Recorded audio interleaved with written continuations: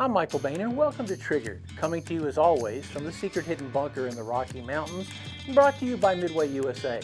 Just about everything for shooting, hunting, and the outdoors. Ever since its introduction in 2019, the Sig P365 SAS with its funky FT Bullseye sight has been a controversial gun.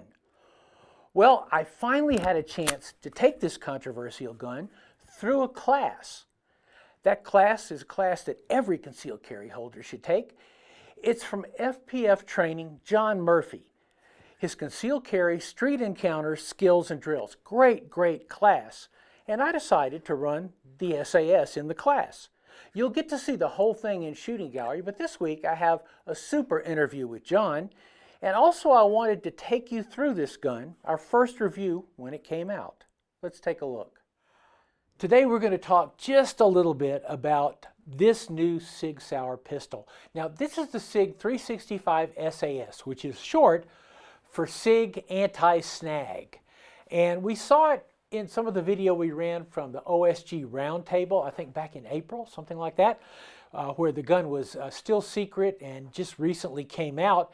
And I've been on a waiting list to get my specific version of this gun. It just came this week. Now, as you guys know, the Sig 365 9mm, it became the runaway hit for last year and is arguably one of the most popular concealed carry guns ever made, period, dot, exclamation point, all those things.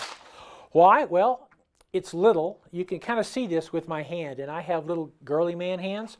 So you can just take a look at my hand here, and you can see actually how small this gun is. It's roughly Glock 43 size, maybe just a wee bit smaller.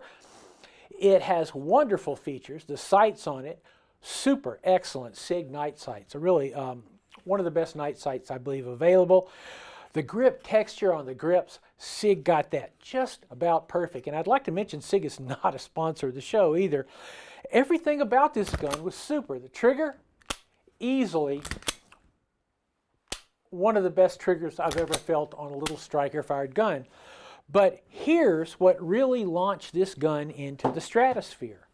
The magazine. It's a 10-round magazine. So instead of your usual 6+1, 5+1 that you would expect in basically a single stack 9mm concealed carry pistol, all of a sudden you got 10+1. Longer magazines, 12+1. And then, I don't know, 4 or 5 months ago, Sig released 15+1. So basically, you can carry a 10+1 magazine flush in the gun and still carry a 15-round magazine, puts you on par with the Glock 19 as your spare mag. So it's no wonder that this gun was such a rocket. It's no wonder that this gun has been so hugely popular. Sig has never been one to rest on their laurels. And so they began rolling out a series of other versions of the 365. First one was the XL, extra long, which had a little bit longer slide. Also came already cut with a plate for optics for the Sig Zero optic, which is just now becoming available. That is, the optic, the width of the bottom of the optic is roughly the width of this slide. It also fits the Shield RMS-C. Once again, the RMS-C was designed specifically for the width of the Glock 43 slide, which is the same, pretty much, as the width of the slide on the Sig 365. And then in April, my friend Phil Schrader, who Phil and I have been friends for a long time. Phil, of course, was president of USPSA. Super great, world-class shooter. Did a lot of stuff with shooting gallery in the early days, and even with Best Defense. And now he's the pistol product manager at Sig. And he started telling me, he said, boy, when we go to the Outdoor Channel Roundtable, boy, you're going to be blown away. I've got something I want to put in your hand. And he goes, I will tell you this right now. You're going to like it or hate it. He goes, this is a gun with no middle ground. Like it, hate it. And when I got there, he put the Sig SAS 365 Sig Anti-Snag in my hand, and I liked it. What's different about it? Okay, it's smooth. Because the reason it's anti-snag is that Sig went through this gun and made sure that there were no sharp protruding anythings. There's nothing on this gun that might catch. And if you look over here on this side, it's kind of interesting because here you see disassembly, where you would have a disassembly lever. You've got a disassembly screw. You have to throw this using a screwdriver. And you'll notice on the regular 365, well, there's your slide release. This is a slide release right here. Now what Sig has done is they buried that slide release in there. It's much easier to release the slide on this gun slingshot, the way typically I do on all guns anyway. So those are the big features. Is it smooth? All the edges are rounded off. You look at this gun and there are no sharp edges to it. And now you're also looking at this gun, you're going and saying, well, there's also no sights to it. There are sights, but they're a really unique type sight. They're called FT Bullseye sights. And I know you can probably not a good view of them. We'll get a picture, a B-roll picture for you. But you'll notice that basically these sights, the FT Bullseye sights, are actually set into the slide, the same way you would cut in a red dot optic. I think these sights are really super interesting. We'll talk more about them when Triggered returns.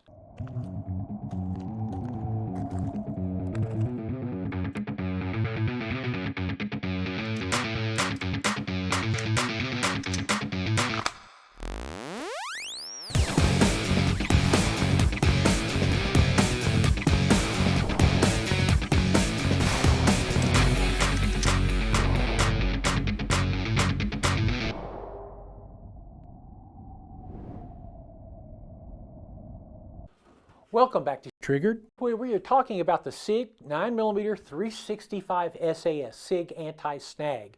And what we were talking about were these FT Bullseye sights. Now they were developed by the Israelis. I first handled them working with the Israelis about 4 years ago. And what you see in the sight picture is you see a green circle and a green dot and a donut. And these are like opticals. You have to think of them as optical sights, just like a red dot sight, except it's a little bitty circle and a green dot in it. Obviously fiber optics lights, whole sorts of tritium. When you come up on it, right there in front of your eye is a circle with a green dot. You know what you do? You put the lime in the coconut. You put the green dot right in the center of the circle, squeeze the trigger. And these sights never really took off, which I was kind of surprised. With the Israelis, when I first started talking to the guys about them, they showed me the sights, and I'm like, and they're like, you got to put them on a gun and shoot them, Michael. That's the only way you know how these sights work. And that's essentially the same thing that Phil Strader said to me. He goes, dude, the only way you're going to know how these sights work if you put it in the gun and shoot it. One other thing I want to mention to you right here, you'll notice ports. You'll also notice that I've never been a fan of ports. I may never be a fan of ports. But these ports are relatively unobtrusive. They do help keep the muzzle of the gun down, although one of the things I found about the 365 originally was that it shoots light. It's not a particularly heavy shooting 9mm. I found it comfortable. Ports make it a little easier. You can see the holes in the barrel right there. It's probably going to throw a little more flash at night, but on the other hand, so what? So, let's talk about this. The first time I shot it, I thought, this sucks. And Phil told me, he goes, the first time you see it, because you typically, you had a notch and post and you use red dot optics, you're going to think it sucks. He goes, it doesn't suck. It just takes getting used to. At that point, it took me roughly one magazine to get used to it, to a point where I could shoot the gun pretty easily.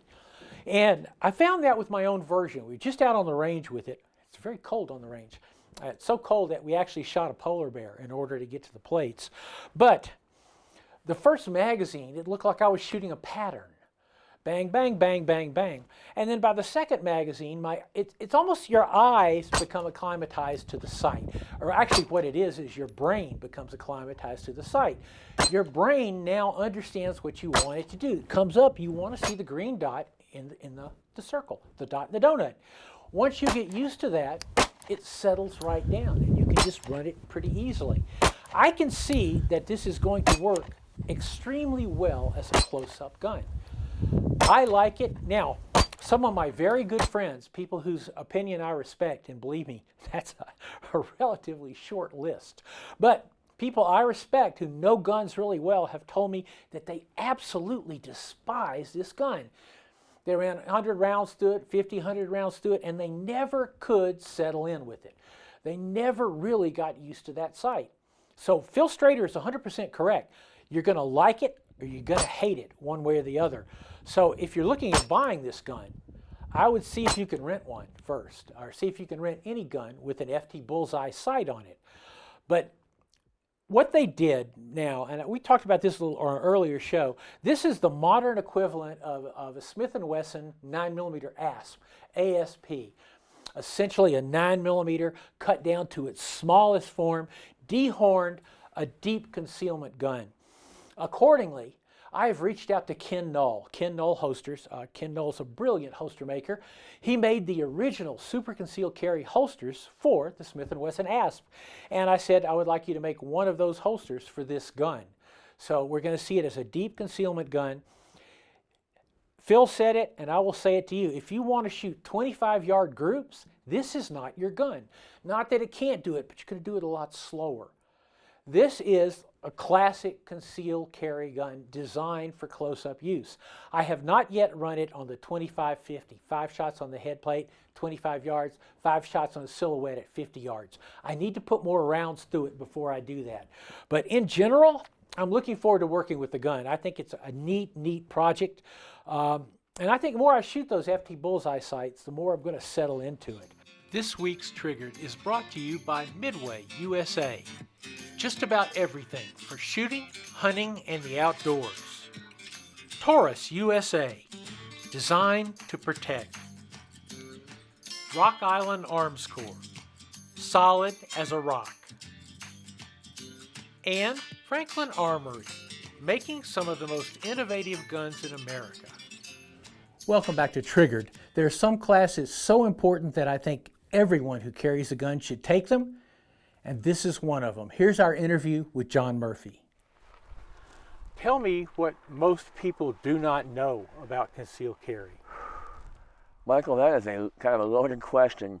What they really don't know is what they don't know.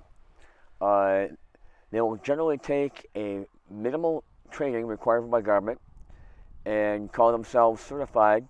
They'll have a basic understanding of the carry laws and things of that nature, but they're not really adept at anything other than maybe putting a pistol on, and even that, their gear choices tend to be at the lower end and unfortunate from a concealability standpoint as well as functionality. But the big thing they don't know is themselves. They don't understand who they really are regarding not if they had the capacity to end someone's life.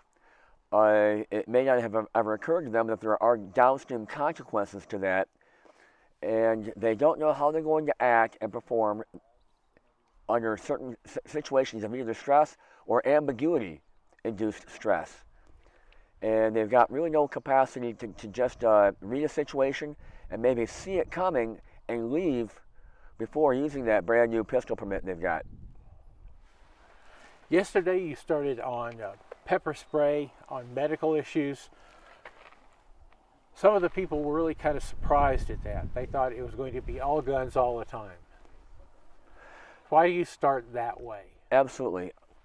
There is a long line of really competent, amazing shooting instructors out in this country right now. It truly is the best of times from a buyer's perspective.